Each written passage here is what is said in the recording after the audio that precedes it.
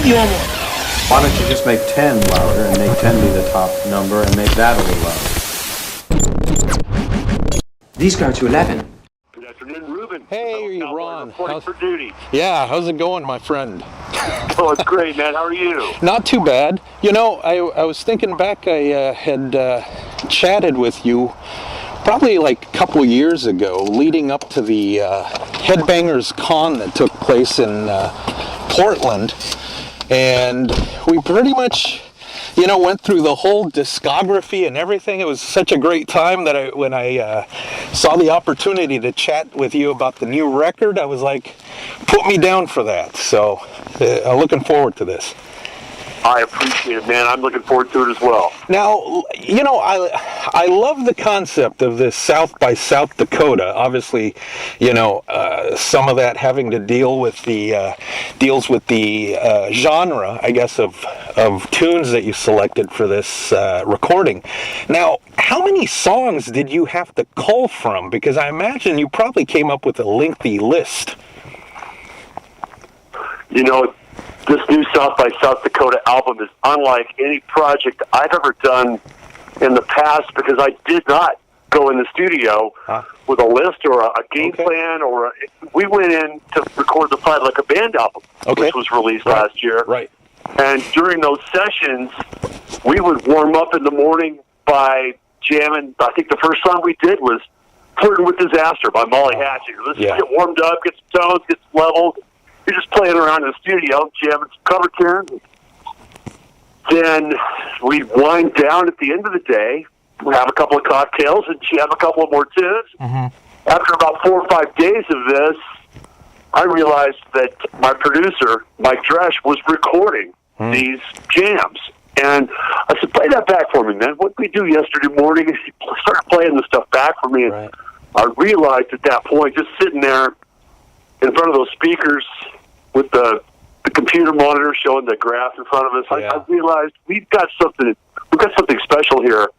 It's very organic. It's natural. It's fun. And I realized we had the foundation for what could become a Southern rock tribute album. And at that point, the title South by South Dakota just kind of popped into my head. It was not anything that I thought about or pondered over or wrote down. It was just an idea. That's Southern rock by a bunch of guys in South Dakota. It's made good sense to me. And so I realized we do have the foundation for something very special here. And we added some tunes to the list. At that point, then you do start making a list. After the first 4 or 5 tunes, of course, we had the Ghost Riders in the Sky single produced by Henry Paul from the Outlaws. I saw that. Already in the can because that was our 2015 single. And then we had Homesick, which was our 2017 single. So we had a couple of songs that we could add to that list, as you say. And then I realized, well, what are we missing? Then, and only then, did I start to make that list. And of course, if you're going to do a Southern rock tribute album, you've got to include a track by the Allman Brothers. And so we cut Ramblin' Man. And also a forgotten classic from that genre, which is the Rossington Collins Band song, Don't Misunderstand Me, which was, as many people don't even realize now, a lot of people are hearing it for the first time on our record. But back then, after the tragic plane crash involving Leonard Skinner that killed Ronnie Van Zant and so many other people in that entourage, that Rossington Collins Band was the first taste we had of what was left of Leonard Skinner. And it was a pretty important record in the fabric that is Southern rock. And the duet on that record, Don't Misunderstand Me, was a great male-female back and forth. So I chose to add that to the list and recruit Jasmine Kane, South by South Dakota native, born in Sturgis, South Dakota, during the Sturgis Bike Rally. It doesn't get more South Dakota than that. She's a Nashville artist now, but a good friend of mine. We do a lot of biker gigs together down in Texas or Florida, all across the country. So I invited her to sing the duet with me, and that pretty much rounded out the list, except for that live track at the very end, the Creedence medley. That's a great piece to include on this record because it was recorded live at our very first show ever. And Creedence may not be considered Southern rock, but to me, it's as swampy as it gets, man. That is swamp rock. To include a memento of our very first live concert ever as a band, when the guys and I first took the stage together in 2015, I thought was a great addition to the song list on this record. Right. Well, man, you covered a lot of ground because, I was going to ask you about the Rossington Collins track because, that's kind of a deeper type track, like you mentioned. The thing that when you went to tackle a Skynyrd tune, you went with Red, White, and Blue, so you even went even deeper than that because that's more current Skynyrd. A great song. What inspired you to reach out for that one?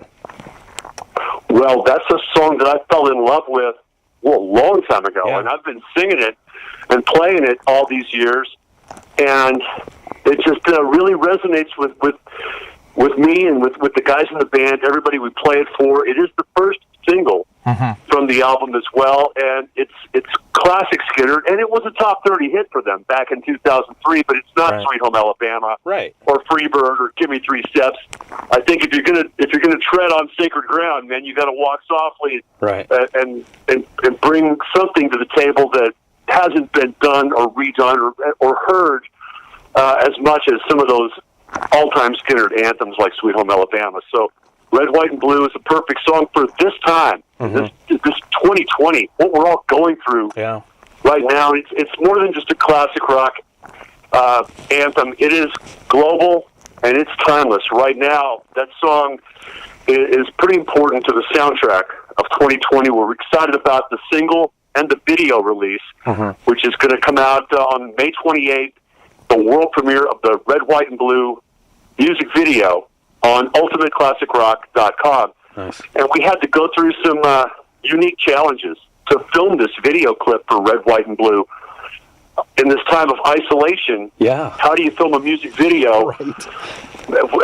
So I had each guy in the band at a different location.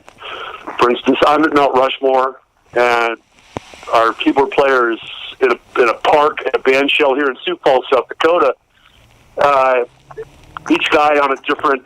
the bass player's up on a Kenworth truck. We wanted to pay tribute to our truckers in that industry, the people that are keeping the wheels turning in these difficult times. And God bless the truckers. And so Gino, our bass player's up on top of a Kenworth 18-wheeler rocking out. It was just strange filming the video in all these locations and there was nobody around. I went to Mount Rushmore, Ruben. Yeah. And normally Nobody's there. It's a beautiful spring day in April, right? And normally the park would be packed. The parking's free. Just come on in. Nobody in the gift shop, nobody in the tourist area. There was nobody there. And, I'm not a big fan of the lockdown, but we could never have filmed an epic video like this in any other time. So it's going to be a little video scrapbook of what we all went through in 2020 because we're all isolated, but at times like this we have to stand united. Right. And I really enjoy that tune because I saw Skynyrd when they were touring that year back in 2003, I think is when the song came out. And that tune does give you goosebumps, just because it's America. It's patriotic. It's everything. It's working man, blue collar. So I think that it kept on with the tradition of the classic Skynyrd, I think. I totally agree, and I'm so in love with our version of that song. And I just hope that when Skynyrd hears it, they approve and that they appreciate the fact that it's a guy that just wants to salute one of the greatest bands of all time and one of the greatest songs they've ever done. Right. Real quick, Train. I mean, that's another one of those tunes that I think anybody that's into classic rock, southern rock, is going to be familiar with. That particular tune, what kind of, I guess, connection do you have to that song? Because I'm sure there's probably a pretty cool story behind that one. There's several, and this band has just had that Train theme from day one. When we were building the stage set back in 2015 and trying to design our show, we created a train /drum riser, and the drum riser is actually the front of a train that lights up and blows smoke. we've always had that theme in our show. This song has been a part of our show for a long time, and I love that original Blackfoot version.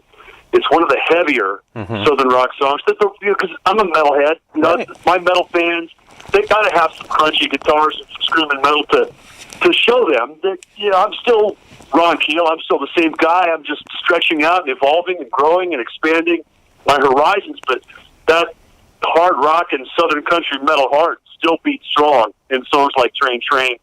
And I've done it, gosh, all my life, all my career I've been singing that song. Just to have it on this record as the lead track is a huge thrill. And it's one of those timeless, heavy hard rock classics that I'm just proud to include it on the new record and hope that people will enjoy our version. Right. You know, it starts off, like you said, with Train Train. I mean, it starts off fiery and it ends pretty bombastically and fiery, too, because like the CCR medley. I mean, and it, again, kind of going back with what I said with Train Train. I mean, anybody that's a classic rock fan or at least a casual fan of classic rock, I mean, the CCR medley, I mean, it's got Bayou, Bad Moon, and then Fortunate Son. I mean, what a hell of a list of songs to include in a medley. I mean, that's almost overwhelming. Well, I like that. We do that in our show because a lot of times, Ruben, we're playing for some of these big bike events like Sturgis and the Lone Star Rally, and we're out there in front of 20,000 people. And I know that, and I realize that 90% of those people don't know about my history, who Ron Keel is. They don't know about the Right to Rock and all the stuff that I did back in the 80s. But we still want to do those songs. We include all the Keel classics and all the Ron Keel Band songs from Fight Like a Band from last year. But in order to entertain those big crowds that don't know who I am, we built these Southern rock medleys, so to speak, just like the Creedence medley on the album. So we've got a little 12-minute medley that's a tribute to Skinner in the show, where we will do Sweet Home Alabama and Give Me Three Steps and Freebird, just a verse and chorus of each, kind of a little mashup, so to speak. Wow. And that way we can play the songs everybody knows and loves without being, quote, a cover band, because we don't do the whole songs. We just do these little 12-minute segments that are a tribute to Marshall Tucker Band, 38 Special, Skinner, and Creedence. Man, that's awesome. I mean, I think you're onto something too, because I think you also did the Keel medley with the band, right? And you recut a couple of the tunes that you did into a medley, and that turned out pretty crunchy, even though it's not a Keel recording. Yeah, I'm really proud of the new versions of the Keel classics from the Fight Like a Band album. And it originally started out as a medley live, because a lot of times when you're an opening act, you don't have time to do all the songs from the 30-odd year career that I've been through. And the only way to squeeze all those tunes into one 45-minute show is to condense them into these medleys. We would do Because the Night, Into, Somebody's Waiting, then Tears of Fire, and The Right to Rock. And, of course, when we're headlining, we throw in all the other Keel classics like Speed Demon and Rock and Roll Outlaw and Here Today, Gone Tomorrow.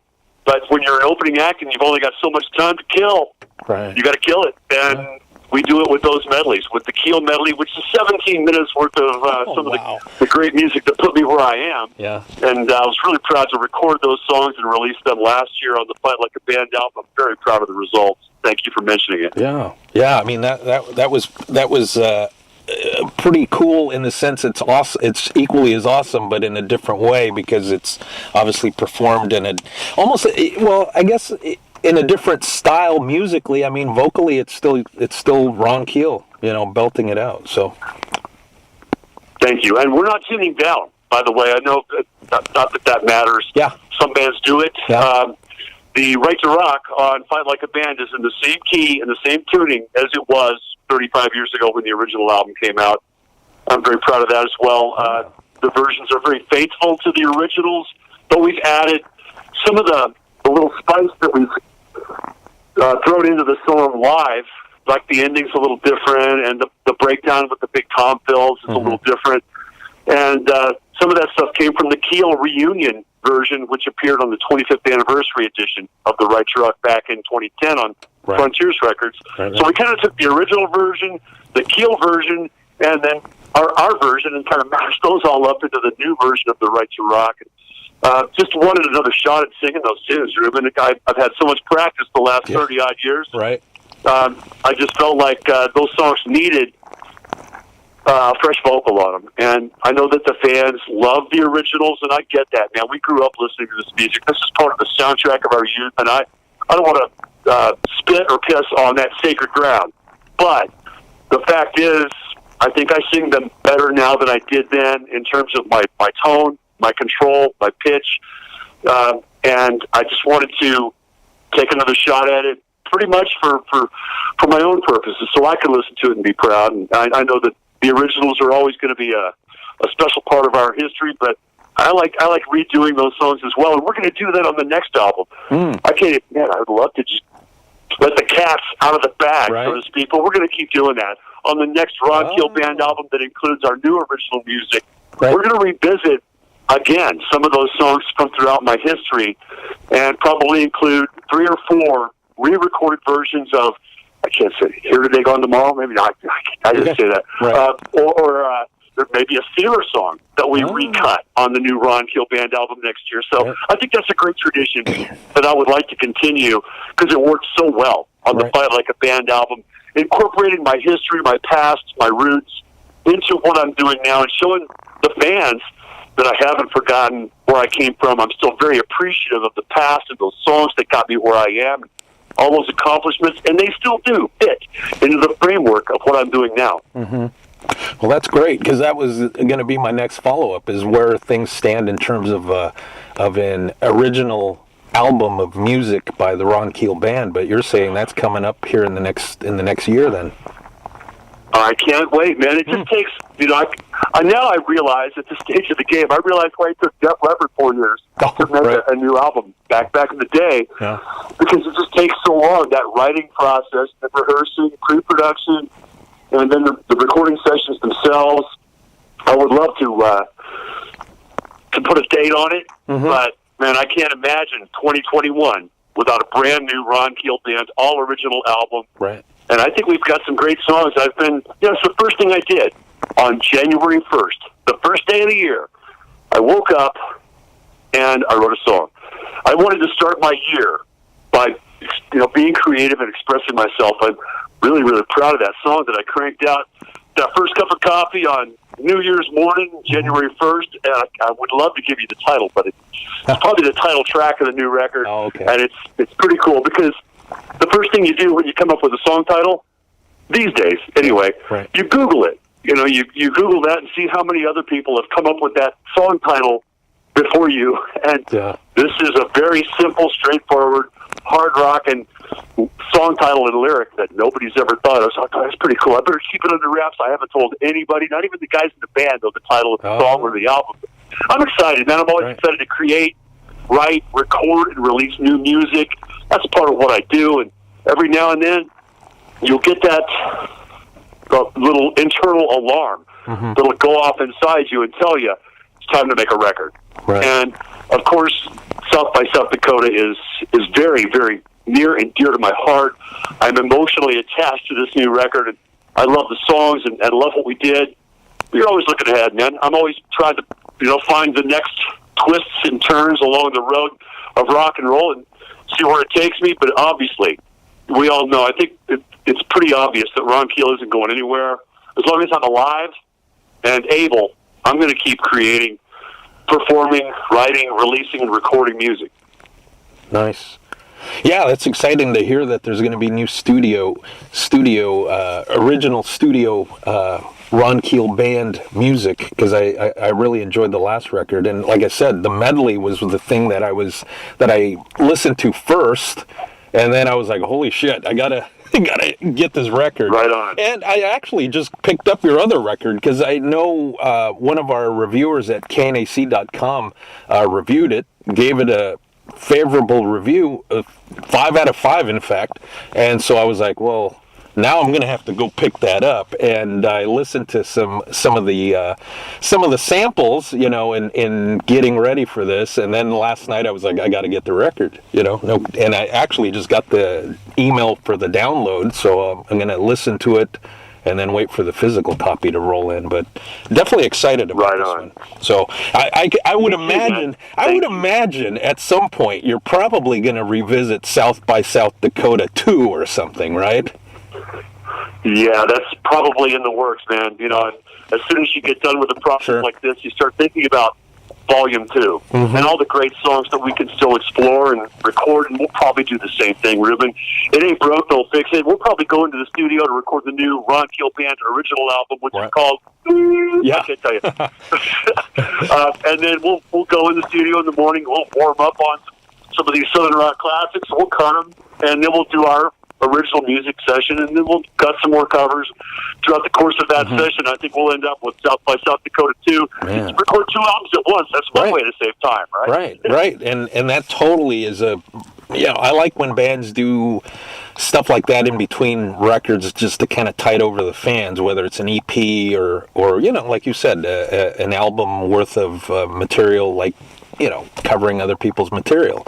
So that's a good, way to keep the name out there, you know, because I think in this day and age, people kind of have a short memory. They're like, who, what? You know, what's going on? But no, that's brilliant.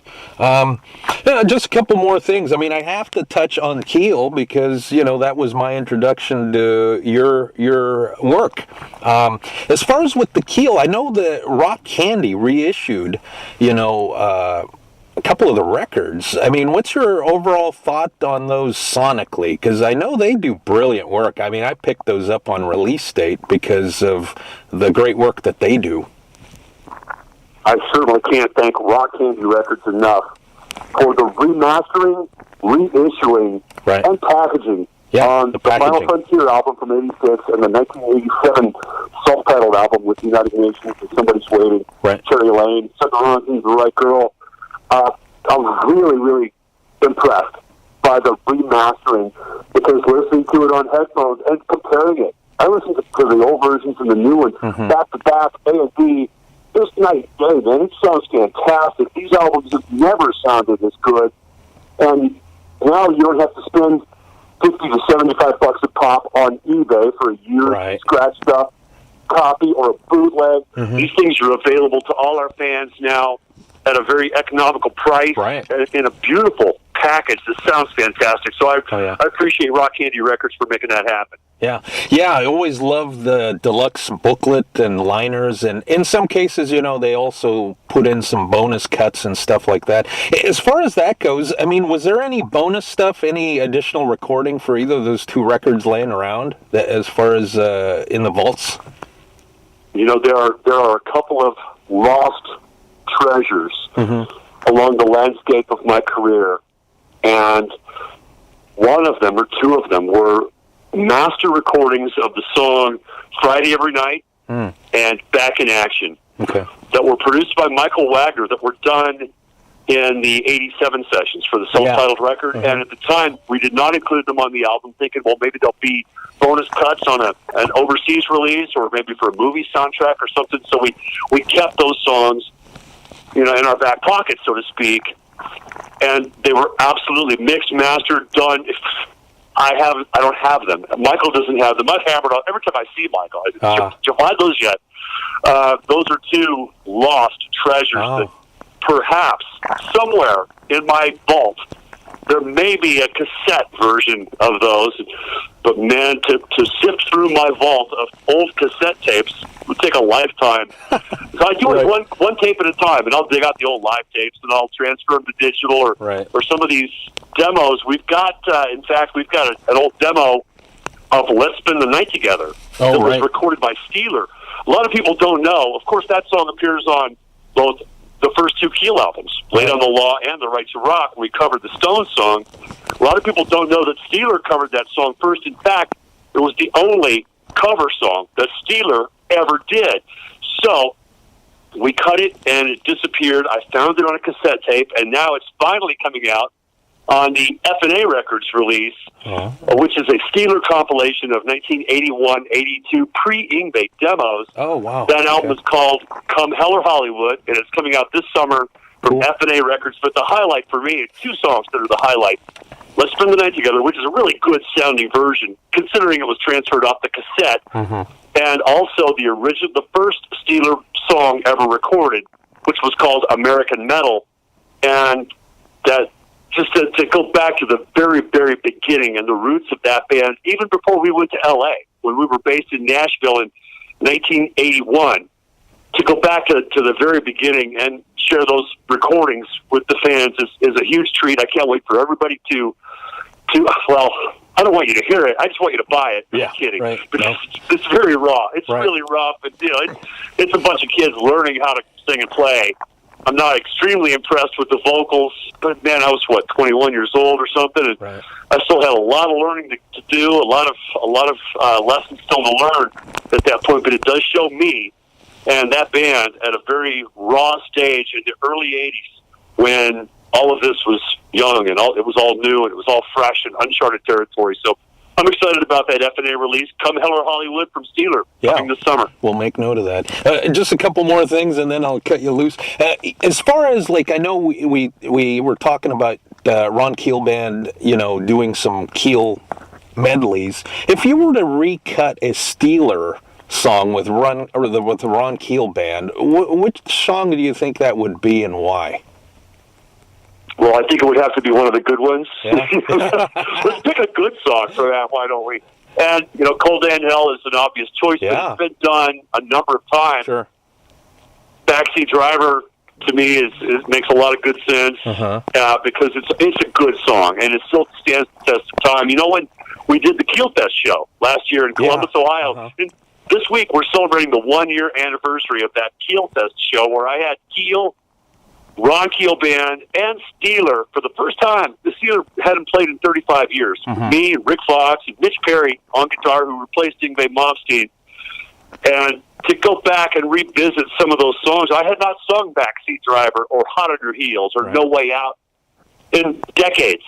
And it made me fall in love with that album all over again. It was an amazing experience. 3-hour show with all three bands and no breaks. There's no intermission, so to speak. No chance for me to catch my breath between bands. We went right from Ron Keel Band to Keel to Steeler, and then at the end of the show, we had the entire cast on stage for The Right to Rock. Oh, man. An amazing experience. But some of those songs have stood the test of time, and to me, a song like Backseat Driver is just as powerful and viable today as it was back in '83 when that album came out.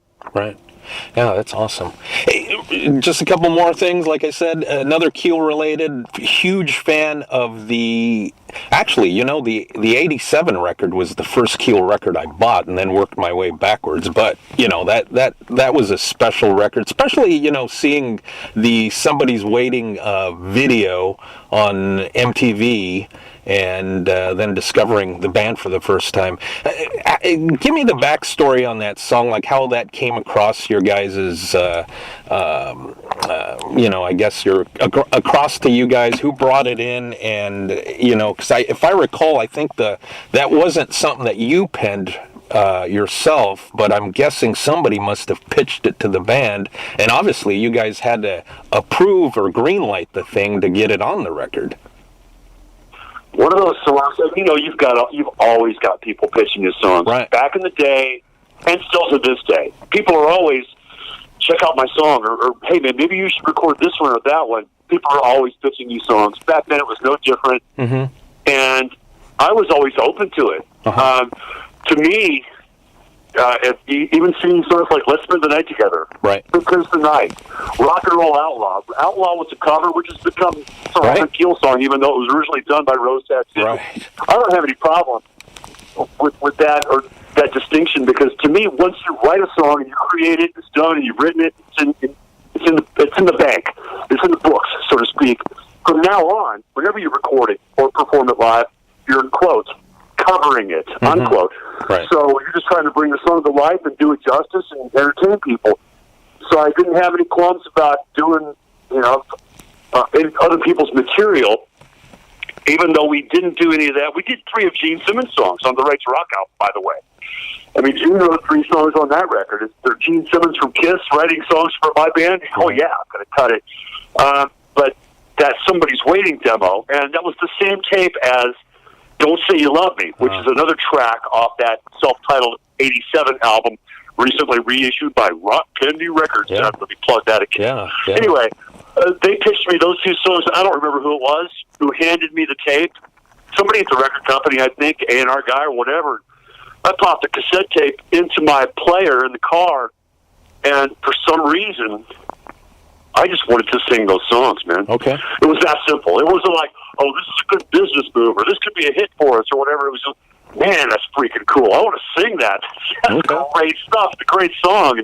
I really wanted to sing it, and I think a lot of times when I hear a song where the singer is really killer. Right. I don't know who sang on that demo for Somebody's Waiting. It might have been Russ Arcara, the co-writer. But whoever was singing on that thing was badass. Oh, and that fires me up. And I'm, man, that guy's really good. Can I pull this off? And, you feel like that challenge. It's a mountain. Can I climb that, or will I fall and bust my ass? Right. So you're inspired by that challenge. Then you want to give the song your own flavor, your own taste, and pull it off in a way that you're proud of. And I'm even prouder of the new version of Somebody's Waiting, like you mentioned on the Fight Like a Band album. When we recut that last year, I think the vocal is much more powerful, much more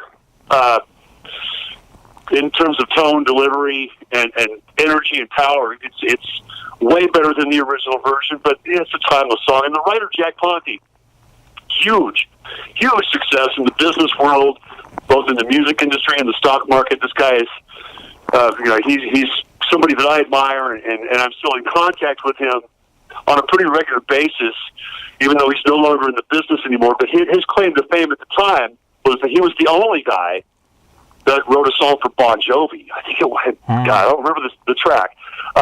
She Don't Know Me, maybe? I don't know, man. Okay. But it was one Bon Jovi track that Jack had written that really put him on the map as a songwriter. And, of course, the guy wrote for Bon Jovi, and it's a really good song. Let's give it a shot.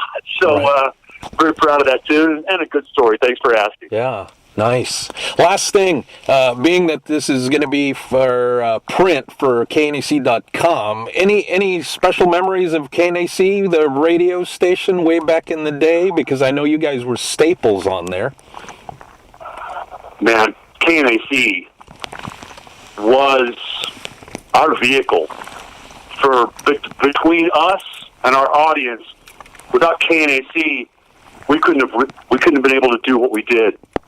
And they were the first real hard and heavy outlaw metal rock station. Of course, you had the other stations in LA, KMET and KLOS, that would give bands like me and Motley Crue and Great White and Rat and so forth, Quiet Riot. They gave us the opportunity and the break, and they really put us on the map. But KNAC, obviously, because you're still writing for them and we're still listening to KNAC.com, they're still keeping that legacy and that legend alive. Certainly have nothing but respect for what the brand has accomplished through the years. Proud to be a very, very small thread in the history that the KNAC shares with hard rock and metal, and I appreciate the support. And it's a great station. Crank it up, keep it up. The only thing that bugs me about KNAC.com is that they are not carrying the Ron Keel radio show, Streets of Rock and Roll. I'm not sure why, but I think the Ron Keel radio show, Streets of Rock and Roll, which is worldwide on 6 other stations, I think it's a perfect fit for KNAC.com. Well, there you go. So pass that along to the boss for me, would you? Yeah. I mean, we're plugging everything, so we'll get links to everything from the website to how to get Keel product, also the Streets of Rock and Roll. So we'll get all that stuff on there. I appreciate it, man. Hey, thank you. It's all at ronkeel.com. That's your one-stop shop for all the product, the radio show. We'll simplify it. Ronkeel.com. That's the portal through which everything must flow. Okay, well, we'll get that. Hey, Ron, As always, a blast talking to you, man. And best of luck with continued success with these Ron Keel Band releases, because they're a treat. Thank you, Ruben. I appreciate the opportunity to talk to you. It's great to speak again, and thanks for the support, brother. Yeah, take care of yourself, and we'll talk soon, hopefully, huh? Okay, buddy. Thank you. Take care. Right. All right. Bye. Bye-bye.